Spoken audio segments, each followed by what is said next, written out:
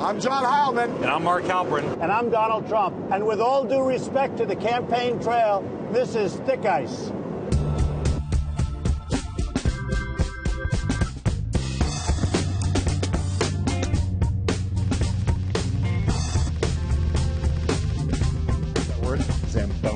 Zamboni is what they call that thing.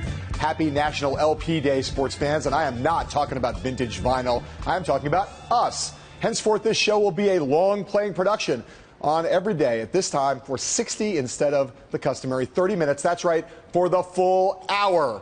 Luckily for us and for you, we have the Donald, the J, the Trump to help us kick off the new and improved version of the show. We'll have our extended version interview with him at his favorite ice skating rink in New York City in just a minute. But first, it was the summer of Trump, and it looked like it might have been the autumn of Ben Carson. But is it, in fact, Marco Rubio's season in the sun? Coming out of last week's debate in Boulder, Rubio is raising money and racking up endorsements, including one today from freshman Colorado Senator Cory Gardner. Rubio's support has spiked in New Hampshire, where a new Monmouth University poll shows him up 9 points since September. He's now in third place, according to Monmouth, with 13%. This weekend at a party cattle call in Iowa, no one had more buzz than Rubio. But one person who is not impressed is, surprise, surprise, the aforementioned Mr. Trump. Here is what the Donald told us earlier. I think he's an overrated person. I don't think he's going to make it. I noticed that the press, in fact, I was watching this morning one of the shows, and they were talking about Marco Rubio. I mean, he's nowhere in the polls. I don't think, personally, I don't think he's going to make it. You know, I called him a lightweight. I said at one point he was a lightweight. And I don't mean to be insulting, but I do describe people somehow well. Mark, as you know, we were going to show a lot more of that interview with Donald Trump later in the show. But for right now, my question for you is, how real is Marco Rubio's rise? Marco Rubio can survive the vetting that's coming. He is going to be a finalist in this contest. He has the establishment, people who aren't wedded to Bush, the establishment's moving towards him, and he is a great retail campaigner. I saw it in Iowa more clearly this weekend than I ever had. He's great with people, and he is right now on everybody's list as a possible nominee. Well, and look, I mean, you can't make too much out of any endorsements, right? But in the last 96 hours, Paul Singer, really important Republican bundler, as important as anybody in the world of Republican donors, sided with Rubio, deciding that Jeb, after the debate, could never be the guy. And then Cory Gardner today, an important freshman senator, but a new voice in the party. Those are big bolsters for Rubio headed forward. As far as we know, Jeb Bush hasn't lost a single bundler. Right. As far as we know, Marco Rubio has not skyrocketed. He's done what sort of Carly Fiorina did after her good debate. He's got to keep it going, and he's got to start opening some campaign offices or building infrastructure in places in a new, modern way. Right. Yeah. I mean, look, there's still the question we keep raising again and again: what state does Rubio win early on? But if he keeps this rise up that he's starting to see, this one Monmouth poll, it's all we have to go on right now. But if that's indicative of everything else, of other polls that are to come, he could be in a good place. Singer and Gardner show there's a new force in the party for sure. If you follow politics, you know that every candidate is legally allowed to reboot their campaign 96 times. Today, Jeb Bush executed his 24th reboot. That leaves him 72 more. Included in today's repackaging is the release of an e-book about his emails as governor and a speech in Tampa where Jeb took new aim at President Obama and Hillary Clinton while making what we saw as his strongest and boldest argument yet for why his record as Florida governor should matter more than what is sometimes a poor performance on the campaign trail. If you watched the debate, you probably came away thinking that the election's about sound bites. Yeah. Or fantasy football. Yeah. Or which candidate can interrupt the loudest. Yeah. I'm here to tell you it is not. This election is not about a set of personalities. It's about a set of principles. The challenges we face as a nation are too great to roll the dice on another presidential experiment, to trust the rhetoric of reform over a record of reform. After 7 years of incompetence, corruption, and gridlock in Washington, we need a president who can fix it. That was a fired-up Jeb Bush today on Saturday in Iowa. Here's what he told me about his resilience in this race. Well, some people don't think you know how to fight. Man, they don't know me. They don't know me. Could you sign this to Luke? I eat nails when I wake up, and then I have breakfast. She said you got to earn this like everybody else. Yeah. Is that still how you feel about it, I assume? Yeah. I think the standards have been higher for me because of just my family background, and I don't mind it a bit. Jeb's new phrase is, Jeb can fix it. John, our perennial question we've been asking, we'll continue to ask, will this refocused message and this Mr. Fix-It slogan cure what ails Jeb Bush? Well, first I'd like to comment on the eating of nails, a whole different take on the paleo diet, apparently. That'll keep him slim. Look, he needs to find... he needs some good news, and he needs a message that is comprehensible to people. One of the things that what he had started out to think he was going to run on was the Florida record. He still is talking about that. But right now, I think most voters in the Republican Party, from what we can tell, do not know what Jeb Bush is all about. And if they don't know that, they're never going to come his way, no matter how many times he reboots. Three of the four establishment candidates now who have the best chance, Christie, Kasich, Bush, are all talking about being governors with records who can accomplish stuff. Yep. Two of them are current governors. Bush's biggest challenge to me is to convince people that his experience is relevant to the current age. And I think he's starting to edge that way. And I think attacking Obama and Clinton in a Republican nomination fight right now for him is a lot smarter than attacking Trump and Rubio. Well, yes, there's no doubt I agree with you about that. But I have to say, one of the things that we said before he got in this race was how his absence from politics for a long time, how that affected him. It has affected him both in terms of performance, but it also affects him in terms of making the argument. Because that time in Florida seems a long time ago to a lot of people. He's eating some rusty nails. Okay, ooh, rusty nails, okay. If you like debates, you are going to love this topic because it is a debate about debates. And while we've never met a meta we didn't love, it's possible that the movie version of this topic will require the services of Christopher Nolan. This week began with uncertainty about what's going to happen with the Republican presidential debates as the RNC tries to quash a revolt from its grumpy field of candidates. Roughly a dozen campaigns met on Sunday in Virginia to draft new demands for television networks and their moderators. And the Washington Post is reporting that Donald Trump will negotiate his own rules with TV executives separately.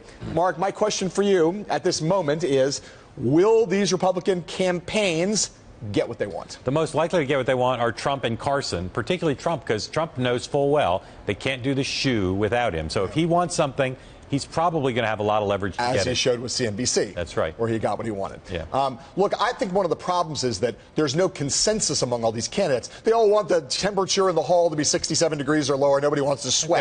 Most of them want opening statements. But some of them, Ted Cruz has said he wants moderators only that have voted in Republican primaries. Donald Trump, Chris Christie don't think that's at all legitimate or fair. I think it's always hurting cats on debates among multi-candidate Which is why fields. having the party do it makes sense to a lot of people. Yes.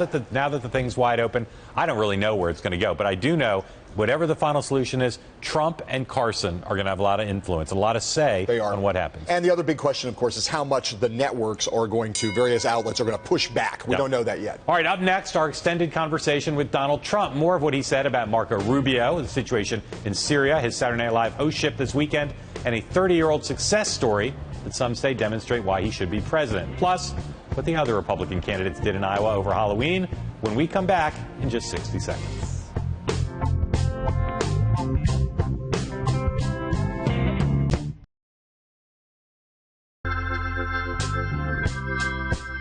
We think our message is attractive to independents. They're allowed to vote here. And we also think our message is attractive to the liberty part, the liberty wing of the Republican Party. We think it's enough to win. I don't know what to tell you how many votes we'll get, but we think it's enough to win, and that is our plan, is to win. I go around Iowa, and I'm Johnny Appleseed, and I'm just planting seeds and reminding people why they supported me last time, reminding them that they actually did a good job, that they should trust their judgment, that the person that I was selected could have won. We need to have a primary process where we have our say, respect everybody involved, give them more time, and challenge each other. Those were three of the many Republican candidates I got to speak to over the weekend in Des Moines, Iowa. You can watch my full interviews with Rand Paul, Rick Santorum, and Lindsey Graham. They're all posted right now on BloombergPolitics.com. Another candidate who was in Iowa who we talked to was Ted Cruz. His super PAC and his campaign are reportedly planning to flesh out his personal story, the bio, as it's called in the political dodge, sometime in the near future. On Saturday, I caught up with the senator and his father, Raphael, and we talked about something that could not be more personal, family. How do you all spend the holidays? Well, actually, we normally spend Thanksgiving and Christmas together, the whole family. It's a time of reflection. Thanksgiving especially is a time for us to give thanks to God for the great blessings we enjoy, for the wonderful country in which we live. And it is a time that we go around the table, everyone saying, what are you most thankful for? What is it that you want to express thanksgiving to God? And it is a wonderful time of really communion around the dinner table. And I'll say one of the fun things also is my dad, for every Thanksgiving and Christmas, will cook his famous flan. Now you may think you've had flan, but my father's flan, number one, is about 6 inches tall, and the bottom inch of it is shredded coconut. And it is obscene. It is so good. He cooks it every Christmas, and then we sit around the table and play dominoes. We have Cuban dominoes games are pretty intense, and we have sort of a rotating dominoes game where usually my dad and I and my aunt, my Tia Sonia, are three of the regulars, and the fourth switches out pretty regularly, but they're pretty cutthroat dominoes games. Is he exaggerating the amount of shredded coconut? It's really that thick. Oh, I put a lot of shredded coconut in it. About a third of the flying is shredded coconut. Is that you shred that, or you buy it shredded? No, I buy it shredded. Not shredded by hand. No. And last question about the holidays. You all have spent a lot of special holidays together. What's this year going to be like, given all that's going on? Well, I think we still take time to reflect on the birth of Christ and why Christ came to earth to die for our sins. It is a very sacred time. The only thing that Ted didn't like about Christmas is, Ted was born on December 22nd. And then several people in the family, my sister was notorious for this. She would come to Ted and she'd say, "This present is for your birthday and for Christmas." And Ted, when he was a little kid, he always would say, "Dad, why wasn't I born in July?" And he always felt chided for that. I don't blame him. Senator Cruz and Mr. Cruz, thank you both. Happy holidays. God bless you. Same to you. Thank you. So I will say we're also hardcore movie buffs, so I'm pretty sure this Christmas will entail watching the new Star Wars movie. I'm looking forward to that. So, John, Ted Cruz has been mostly an ideological candidate in the eyes of the national media. He is on the ground talking to people about his personal story. Is more of that helpful? Is the personal narrative important to him? Well, it's a double-edged sword for him. Look, he is a guy who is seen even by people who admire him for his intelligence and his conservative bona fides as being a little severe and a little unapproachable. And so to the extent that he can soften himself and be more inviting, that's obviously a good thing. His father is a very controversial figure, very, very, very far-right evangelical pastor who has said some incredibly inflammatory things about the president and other things. So in a Republican primary, probably not a big problem. But elevating his father carries real risks for him down the road if he's the nominee. Let's be honest, a lot of elites in the media, a lot of Republican elites who worked in the Bush campaign with Ted Cruz as a staffer, they think he's like a nasty, arrogant, unfun guy. The fact is, his friends like him, his family likes him, and he's going to have to show people, he's going to be president, he's going to win the nomination, he's going to have to show people his personality more. And I thought in that interview, and I think in some of these upcoming ads, you'll see more personality. There's no doubt he has a personality, and there's no doubt he has a sense of humor. When we saw him out in Iowa, he was, he's very congenial, can be very congenial, but it's also true what you just said. People who were his allies, including his former boss, George W. Bush, who, semi-publicly took him to the woodshed as being a guy who just kind of bugs him. That's not unusual in a lot of places that Ted Cruz has spent time, and so he's going to have to counteract that, too, within the party, I think. He's working really hard, and we're seeing progress by him in Iowa. We'll see if he can mix personality in with hard work. All right. There is another guy who is trying to beef up his personal narrative, and that's Bernie Sanders. Check out this ad, the first of the campaign from his campaign, which will begin running in Iowa and New Hampshire tomorrow. The son of a Polish immigrant who grew up in a Brooklyn tenement, he went to public schools, then college, where the work of his life began, fighting injustice and inequality, speaking truth to power. He moved to Vermont, won election and praise as one of America's best mayors.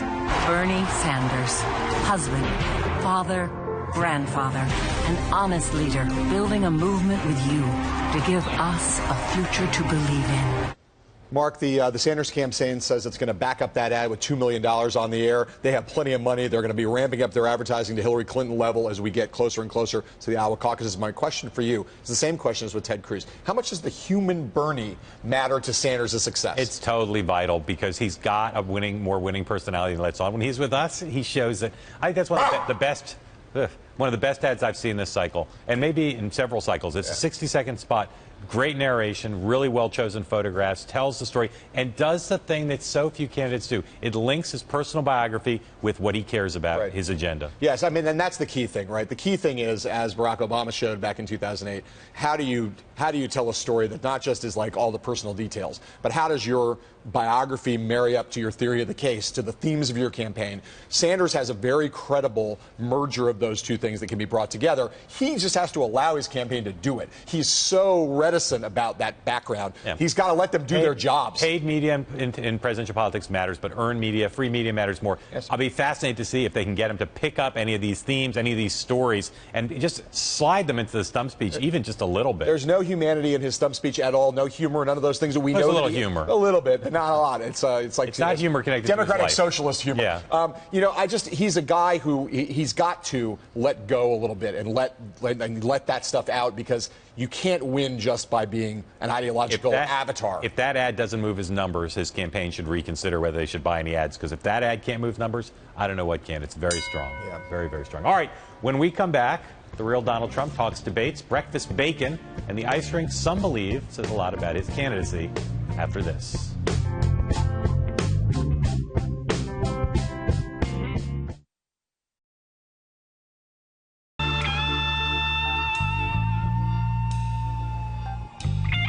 This morning we spent some time with the real Donald Trump at Woman Rink in Central Park here in Gotham City.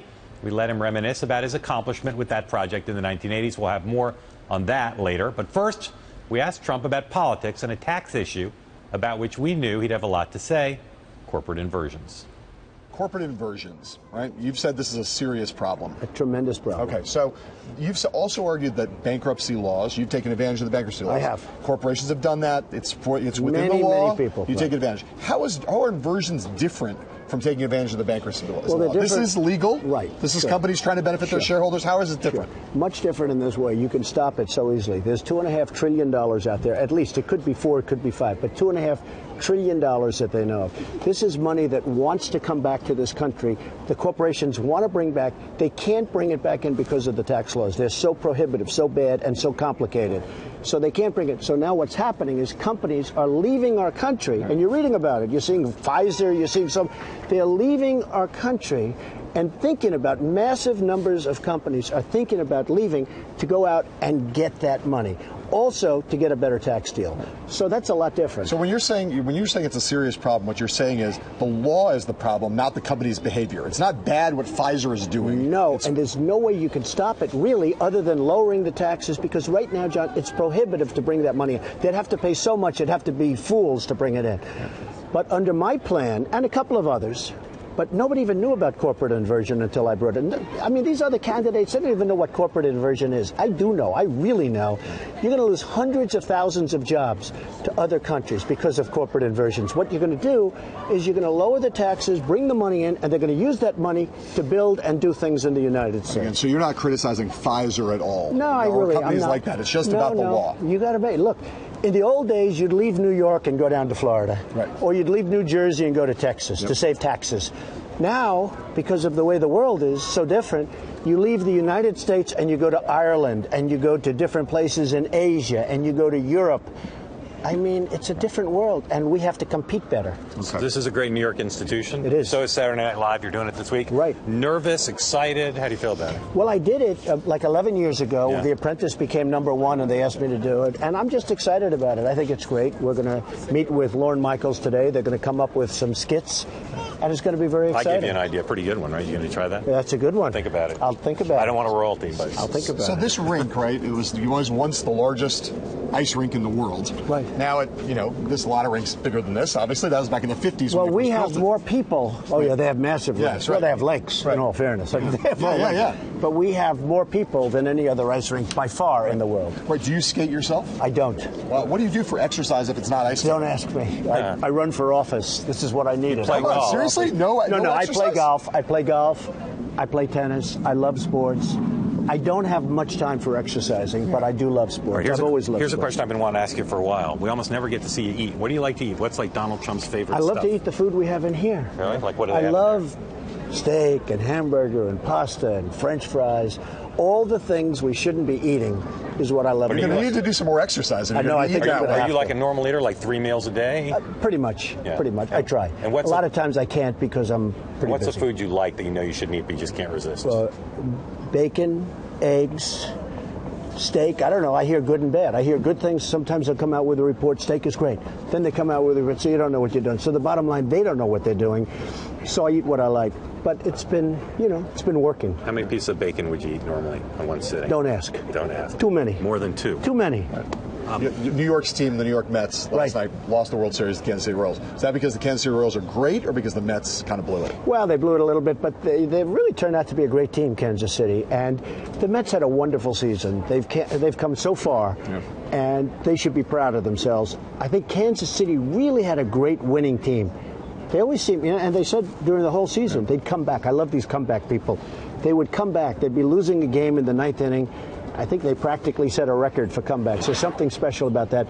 They came back on a number of occasions against the Mets, but the Mets had a great season. You've got a son, you've got grandkids. What do you do to make them laugh? Well, I spend as much time as I can with them. The time it was tight before, now this is ridiculous, although more and more I'm giving management over to my children and my executives of the company. But I do nothing to make them laugh. I just love them. Yeah, you don't, no funny faces? A little bit, probably. I don't think I want to do it on this one, but a little bit. Come on, give us just a little bit. Bernie Sanders does a monster imitation for his grandkids. Bernie Sanders, he blew it. Bernie Sanders blew it. You know what? He blew it with emails. When he gave that up, I said, great soundbite. That's the end of him. That's the end of him. By the way, not getting the crowds anymore. It's over. When he gave up the emails, which he shouldn't have given up, I said, great soundbite, he's dead, and he's dead. This rink, right? You were talking before in extraordinary detail about how the ice gets made, the Freon versus this and that. Have you ever driven the Zamboni? I have, one time. Really? What was that like? It's great. What are the things you've achieved since your father passed away do you think you'd be really proud of? Well, he was a spectacular guy. He was a wonderful builder and a wonderful person, had a great heart. We talk about heart. But he was a very good negotiator, and I learned a lot. And he gave me a loan when I said, Dad, I want to go out to Manhattan. He said, no, you don't know anything about that. Let's stay in Brooklyn and Queens. I said, no, I want to go out to Manhattan. When I was very young. And I came to Manhattan. I did really well right from the beginning. And it was just, he was just somebody that was very special. What do you think he'd think about your running for president? Yeah. I think he would say, amazing, and go do it. He came up with a statement. He was a very tough cookie. But he came up with a statement because when I worked for him, I did great stuff, and I had great success even working for him and brought it to a very high level. And he said to one of the big business magazines, everything he touches turns to gold. And I said, and that statement's followed me, because this was not a father that would normally say that. This was a very tough cookie. Not easy, but terrific, a terrific guy. But he said that. He made that statement, and I was probably the greatest compliment I have ever had. But he said everything he touches turns to gold. So let's see what happened. Was he a political guy? He was political, but different kind of political. He was political to get a building permit, political to be able to build a house or a building in Brooklyn or Queens. There's nothing more political than that. That's pretty political. That was The Personal with Donald Trump. Up next, we'll talk about politics and policy and his block of ice. More from our conversation with Donald Trump at Woolman Rink when we come back.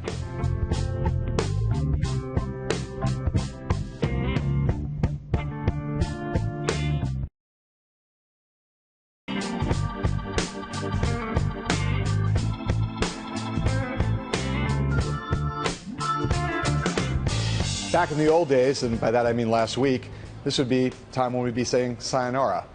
But no longer. We are 60 minutes long from now on. It's like the venerable CBS News program 60 Minutes, but without any of that annoying ticking sound. Anyway, our conversation with Donald Trump today took place at the Woolman Ice Rink in Central Park here in Gotham City. It is a place very close to Trump's heart because about 3 decades ago, he took it from the dumps and gave it that special Trumpian magic touch. Central Park's iconic Woolman Ice Rink is as much a part of New York City's mad holiday season as the Rockefeller Center Christmas tree, the window displays at Barney's and Saks, and endless reruns of Elf on cable. When the Woolman Rink opened in 1950, it was a marvel, hosting 300,000 skaters in its first year alone. But like much of Gotham City over the decades that followed, the Woolman Rink descended into disrepair. 1980, it was shut down, slated for a nearly $5 million overhaul, but then the project stalled. 6 years later, the rink had yet to reopen and was $12 million over budget. Enter Donald J. Trump. Then just 40 years old, Trump set his sights on Woolman, literally. Looking down from his swanky Fifth Avenue Airy in Trump Tower, the Donald could see the dilapidated rink and was disgusted with the view. Never short of opinions or shy about voicing them, in June 1986, Trump vowed to take the renovation project over from the city, bring it in under budget, and have the rink open by Christmas. Mayor Ed Koch reluctantly capitulated, and Trump delivered. By November, Woolman Rink was up and running and nearly $1 million under budget. I give Ed Koch and Commissioner Henry Stern tremendous credit for having the courage to say, Donald, go and do it. And it would have been probably a lot better for them if I didn't do it. We just saw the modest Donald Trump. But Donald Trump deserves an enormous amount of credit. Trump sometimes now cites the Woolman Rink renovation in the context of his presidential ambitions. So when we met him today at the landmark in question, I started out by asking Trump to give us a guided tour down memory lane. So let's go back to the summer of 1986. Your office, not that far from here. You looked down and saw what? And why did you then decide to get involved in this project? I saw for years a mess. I saw a place that was under construction, which is the Woolman Rink, and it was under construction for many years, 8 to be exact. And I said, what's going on? We're talking about a slab of concrete. Now, it's actually much more complicated than that, to be honest with you. But still, it's a very large slab of concrete. And after a number of years, I called the mayor. I said, what's going on? And nobody was ever working. They were having a lunch break all day long. Hundreds of people, they'd all be sitting. And it's been a great experiment. I mean, you may want to continue with your question, but it's been certainly a great experiment. What was in it for you? Well, I just wanted to get it done. I had a young daughter, at that time young and still young, Ivanka. And she said, Dad, I'd love to go ice skating. But that rink is never going to open. And, you know, we took in 7 to 8 years closed, 7 seasons and 8 years total. And I said, let me look into it. So I looked down, and I'd see it right from Trump Tower. And then I'd pass it, and I'd look at the men. I know a lot of the men, because the construction business I know. And I'd see a lot of the workers, and they'd wave to me, hi, Mr. Trump. I said, what's wrong here, fellas? He said, nobody wants us to work. Nobody cares. And I went to see Koch, Ed Koch, who was the mayor at the time. And I said, listen, I will do this job, and I'll get it done fast. It was a huge embarrassment for the city, because you know what was happening. It was a front-page story. It was the biggest story because you couldn't get it was 8 years to open an ice skating rink. And I went to Ed Koch. I said, let me do it. If I don't do it for under $2 million and do it fast, I'll pay for it. And he was not 100%, you know, he was embarrassed by the whole situation. But I took it over. I got it done in 4 months. But people use this as an example of what can be done private enterprise. Right. So is this a story about the ineffectiveness of the public sector and the effectiveness of the private sector, or does this say something special about your capacity to get things done? Well, I do have a great capacity to get things done, but it also has to do with the private sector. I mean, I don't know if anybody could have beaten my record. As an example, the old post office under construction right now on Pennsylvania Avenue, right between Congress, the White House. Boom. The most beautiful building. It is incredible. I'm under budget, ahead of schedule, which is what we should be. And we're going to open, we were supposed to open in 17. We're now going to open probably in September of 16, which is very good timing, actually, right on Pennsylvania Avenue. So I get things done. But I mean, another one that I'm very proud of, Ferry Point. They had a big development in the Bronx that was a disaster, under construction probably for 30 years. Nobody really knows when it started. It was so long ago. And I got it done in a year. And it's open now and a very successful job. So people job. who say Trump's got no government experience, he can't possibly be president, because that's not what being president's about. This was a government problem. The city couldn't get this thing built. So what are examples of things now that aren't getting done that you think you could bring the same skills to if you were president, just the way you got this thing built? I'll give you one example. Wars. Wars aren't getting done. It's the same thing. I mean, you look at ISIS, you look at what's going on with what we're doing, then we send 50 people over there, our 50 best, But why would anybody say that we're sending? Why does the president have to say we're sending 50 people? Those people are in great danger now because we're saying that. Why wouldn't he send them if he's got to send them? First of all, either win or don't win or get out. But he sends 50 people over there. He then makes a public announcement to the world that 50 people, well, those men and women right now they're being hunted. They're looking for those men.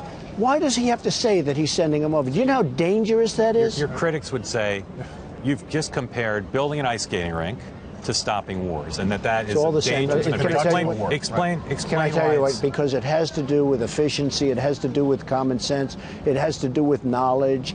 Look, I wrote a book in the year 2000, and I talked about Osama bin Laden because I watched this guy talking. You know, he was a terrorist, well known. And I wrote about him in a book. And Joe Scarborough said, hey, when was that book written? It was in 2000. It was before the World Trade Center came down. And he goes, whoa, that's amazing. Look, you know, I have a knack for things, and I know what I'm doing. And this country is so far behind in every way, in trade, in military. We are so far. I watched the other day General Oriano. He's leaving. He said, we are the least prepared. He was talking about Army. But he said, we are the least prepared that we've ever been. I think he said ever been in the history of the country. Now, he might have said since the Second World War, but I think it was essentially ever. We can't have that. So let's ask the question this way, a slightly different way. Is the argument you're making that the skill set required to be the President of the United States is the same as the skill set required to be a CEO? I'm not. And if they're not the same, what are the differences? Okay, they're not the same, but I am better than those people. I will do a better job. I'll do a better job with the military. I'll do a better job with jobs. I know my competition. I understand life. I understand competition. But again, see these buildings over here? I've built numerous of them, and they're successful. But what are the differences, though? What's the difference? But there's skills that are required to be a successful CEO, skills that are required to be a successful president. You said they're different. So what are the differences? What's the way in which you'd have to change your game if you were president? To be a CEO, and depending on companies and everything else, because every company is different, okay? But to be a CEO, you have to be boom and get it done. To be a president, I think you have to be boom and get it done, but I also think you have to have heart. We have a lot of people that need help. We have a lot of people in this country that are not making it, and they're in trouble. And I think I always say, you know, I'm a conservative with heart, because people think conservatives don't have heart. You know, they hear about Obamacare, and people want to knock the hell out of Obamacare, and they should, because it's horrible. And by the way, as I told you at our last meeting, actually quite a while ago, watch the premiums. Well, you've seen what's happened. The premiums are going through the roof. It's not working. It's not going to work, and it's going to collapse in 17 unless something major is done in Congress, and they shouldn't do it. They should come up with a much better plan. But I like to say you need great abilities, but you also have to have big, beautiful heart. Oftentimes when people are asked about, are you ready to be president, someone will say, well, nobody's ever really ready. No one can step in until you're in the job. Is that how you feel about it, or do you feel like because of accomplishments like this from day one, you could walk in and do it? Well, this isn't one of my big things, but this is the symbolism of it. You know what this shows? This shows simplicity. Now, it wasn't that simple. They were using Freon. They should have used brine. They were using, and I tell the story where they had their engineer for making ice was located in Miami. Immediately, I said, why is an engineer for an ice skating rink in Miami? And it wasn't working, and they had all these copper pipes that every night they'd lay them and they'd be stolen. They'd lay them. They lost a fortune. What happened, I went to the Montreal Canadiens. A friend of mine works for the Montreal Canadiens, the ice hockey team in Canada. And I said, do me a favor. Who do I speak to about making ice? And he gave me the people that the Montreal Canadiens use. He came down, he said, oh, you're using the wrong stuff. I immediately switched it, and we had a great success. Again, just nice. Are you ready to be president from day one? No learning curve. Step in and do it. Hey, look, Obama had no experience, okay? I've always said talent is more important than experience. But I just don't think Obama our president is a talented person. And he should never have been in this position. And he had no experience, and it's not his thing. I mean, you have Democrats, you have congressmen that have hardly even seen him and hardly ever met him. He doesn't work the system. That's why he signs executive orders all the time, because he can't get his own people to go along. But when it came to the war, as an example, two examples, should never been in Iraq, and you know that I said a long time ago in 2003, 2004, don't do it, you're going to break up the balance of the Middle East, and boy, has that happened. And it gave us ISIS, it gave us nothing but problems, all right? But then when we left, he shouldn't have left the way he did. But when he announced a date for leaving, the enemy said, and I immediately said, this is a disaster. He announced a specific date. We will be out by such and such a date. So the enemy says, what we're going to do is we're going to go back and we're going to sort of just take it easy for a little while. And that's what happened. But even yesterday, when he announced 50 of our great people are going over to Syria, 50. Why does he have to announce it? Everyone now is looking for those 50 people. I know it's politically made. I don't even think it came out politically good, because people said, what do you mean 50? What can 50 people do? So I don't even think it was good for him politically. But you have to be quiet. General Patton didn't go and talk about, I'm sending 50 men here, I'm sending 200 men here. He did the job. He knocked them out. General Douglas MacArthur, you go back and look, these were not talkers. So I think it's, and I really mean this strongly, I think it was a horrible thing that he announced that 50 people are going over to Syria. Thank you, Mr. Trump. We're going to be back with more Donald Trump, some news a day, right after this.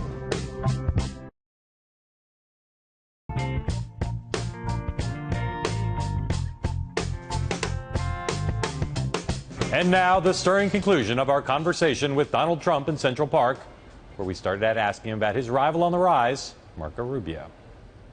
Marco Rubio is now kind of a candidate on the rise. Some people are saying he's like Barack Obama. He actually compared you to Barack Obama at one point and said, he said that like Barack Obama, you're not dignified or worthy of the office that you're seeking. He said, we have a president now with no class. I'm just wondering what you think the comparison. Was he the one that said that? What do you think of the comparison on issues and leadership? I think he's highly overrated. I think he's an overrated person. I don't think he's going to make it. I noticed that the press, in fact, I was watching this morning one of the shows, and they were talking about Marco Rubio. I mean, he's nowhere in the polls. I don't think he's going to make it. I called him a lightweight. I said at one point he was a lightweight. And I don't mean to be insulting, but I do describe people somehow well. I think Marco... You've been critical on immigration, but are there other issues? Well, no, he's very critical. I'm very critical. Yeah. He was a member of the Gang of Eight, which basically wanted to have everybody come in and take over our country. All of a sudden, he went down in the polls, and he immediately changed and got out. He is totally driven by what the public thinks. No, I think he's not... Look, Bush got creamed in the debate, but he shouldn't. If I were the messenger, because the message is great, his delivery was poor, but the message is great. He doesn't show up. Marco doesn't show up to votes. He doesn't do things that you're supposed to do. He got elected senator, and the same thing happened to him in the Florida Senate, if you look. And I know a lot about Florida. I'm there. You saw the poll that came out today where I'm beating him and Bush by a lot, and Carson by a lot in Florida. I know Florida better than they know Florida.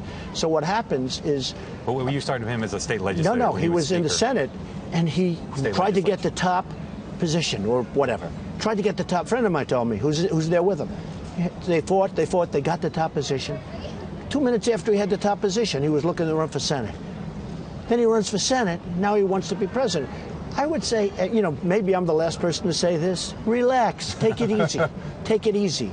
I think he's a highly overrated person. I've called him a lightweight. I think he's a lightweight. I hope I'm wrong about that. Does he have a chance to be the nominee? I don't think he has. Look, why he has a chance? Because guys like you, and I'm not specifically referring to you, you a little bit, to be honest, you a little bit. But I watched somebody on Joe's show this morning. He's fawning off him. He says how handsome he is, how good. I don't know. I think I'm better looking than he is. Am I better looking than him? So no, but they're talking about he's so handsome, he's so wonderful. And Joe goes, look where he is. He's way down here. He's probably a nice person. Another thing I didn't like about him, and I don't like about him, he should have been more loyal to Bush. I was told, I didn't know him at all. I was told that he would never run because Bush was his mentor. Bush really helped him. Bush did things that, well, I said, all right, good, because I'm a very loyal person. I'm an extremely loyal person, to a fault, frankly. But, and maybe I'd rather have it that way than the other way. He was very, very disloyal to Bush. I don't like that. Let me ask you about the debate about debates. What is it you're looking for in a moderator or a set of moderators as we go forward? What are your criteria for John, I don't care that much, honestly. I did well in the debates, all three of them. This last one, even CNBC had me winning. Did you see that? CNBC had me winning the debate. I do think this. A debate should not be 3 hours like CNN. CNN did that for money. I can stand up for 24 hours in debate. But the audiences are going to want to watch it. Gone with the Wind is 3 hours, okay? Who's going to want to watch these guys, including me, for 3 hours? There are certain things we should get. Right. The room was probably 100 degrees, the one room. Okay. Was 100 degrees out. All these things are very important things for a debate. It's unfair. Now, speaking of Rubio, he's the one that sweats the most. He's the youngest, but I have never seen any human being sweat like that. But your problem isn't liberal bias. A lot of your colleagues seem to feel as though these debates have been liberally biased. Look, I thought the questions were very unfair, but they were unfair, in my opinion, from Fox, and they were a little bit unfair from CNN, and most of the unfairness was directed at me, so I'm the one that should be complaining. So when Senator Cruz says that the only moderators who voted in a Republican primary should be allowed to be in these debates, you agree with that or you disagree? I don't think it's a bad idea, but I can live either way. Look, I had a representative there. I don't care that much. I think, frankly, I'd go a step further. I'm more of an economic person. The networks are making a fortune with the debates. The truth is, we should be like a basketball player. We should go on strike and say we want money for wounded warriors, or we want money for a great charity, the veterans. I'd love to give, because CNN made a fortune, an absolute fortune. CNN had a 2-hour debate 2 days before the debate, and nobody told anybody. They decided to make it 3, only for one reason, because they sold out all their advertising. They were getting $4,000 for a 30-second ad. They got $250,000. Same thing with CNBC. I called up CNBC when they went from 2 hours to 3, and they went to 3. So Harwood lied. You know, Harwood lied when he said that's not true. He totally told a lie, a dirty lie. It was in all the papers that it was going to be a 3-hour debate. Does that bother you? That's New York. That's called Welcome to New York. We're outside. It's both a beautiful and an unattractive sound, because it means trouble. Yeah. But that's New York.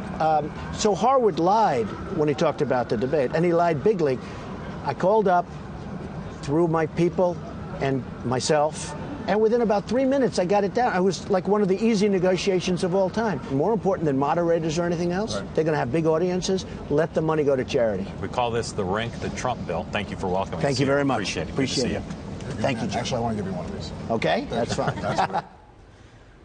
All right, our thanks again to Donald Trump and to his giant block of ice. Up next, your 24-hour campaign forecast and what it might mean for your morning commute. Our political meteorology team is standing by. We'll be right back.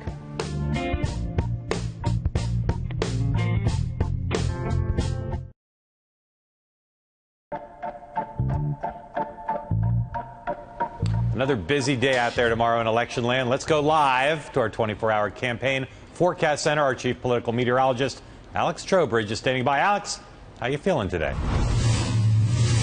Well, Mark, I'm a little blue. Bluegrass, that is, because tomorrow voters in Kentucky will decide who fills an open governor seat. Watch this color right here. It could turn from blue to red for the first time since 2007. And take a look at this here in Coralville, Iowa. Around 4 p.m., we're expecting heavy Clinton impact there. Heavy impact. Could extend to Grinnell around 7:45 p.m. Eastern. Meanwhile, on the East Coast, we have some low energy on the move. Jeb Bush going from South Carolina in the morning to Raymond and Wolfboro, New Hampshire in the evening. Finally, for our friends here in New York City, Marco Rubio. He'll be here at lunchtime to break bread and raise dough. That's it for me, guys. Remember, like an umbrella or Mike Bender on the Jeb Bush campaign, we have got you covered. Back to you. Thanks, Alex. Well, he's no same champion, but he's pretty good. I love that guy. Yeah. All right, when we come back, your nightly homework assignment, direct from BloombergPolitics.com.